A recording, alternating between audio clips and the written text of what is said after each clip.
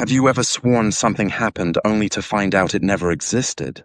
Have you ever sworn someone said something, but they never did? It's your memory. You saw it happen. You heard it happen until you realize even your own brain fools you. Why is your own brain lying to you? Why can't your own mind give you the safety you crave? Why are you deceiving yourself?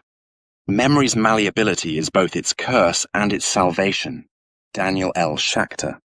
Regardless of whether you'd consider yourself to be an individual with bad memory, we have this tendency to be confident in the memories you witnessed and have collected. But how and why exactly do we unconsciously create something that never happened? What concept of fiction in the flesh is this? Does this mean our brain works without our control? And does it mean our brain can form thoughts without our awareness? Figure this out. I will be putting you in the shoes of a witness, a detective.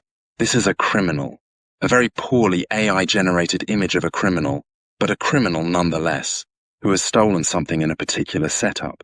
You are given 30 seconds to look at it, analyze it, before the crime is being committed quickly.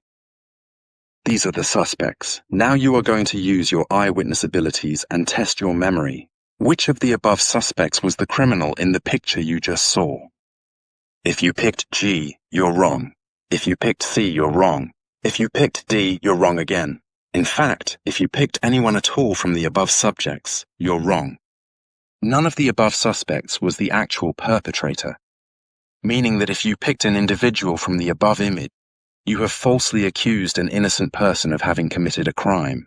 Though this case was entirely fictional and AI-generated, it is an estimated, close to accurate representation of eyewitness misidentification, which is the leading cause of miscarriages of justice at 75%. The reason you might have committed errors is simply because of the framing of the question. Which one of the above suspects is the criminal urges you to pick one of the above suspects that more closely resembles your memory. Had I, instead, asked, which one of the above suspects do you think is the criminal according to your memory? They may or may not be in the above list. Would urge you to reevaluate your memory and forfeit on actually choosing one. The experimenters showed participants crash videos, after which they were asked to estimate the speed at which the cars crashed into each other. However, when asking the participants questions, they divided them by using different verbs. For example, at what speed did the cars hit each other? Or, at what speed did the cars smash into each other? At what speed did the cars crash into each other? At what speed did the cars come into contact with each other? Results showed that participants who were asked the question using verbs such as smash or crash were more likely to estimate higher speeds. The experiments also added a follow-up question asking if there was any broken glass. Although there wasn't any in the videos, participants who received the word smash or crash recalled seeing broken glass. This serves as striking evidence to prove that the framing of questions along with the vocabulary used can significantly impact memory and form confabulation.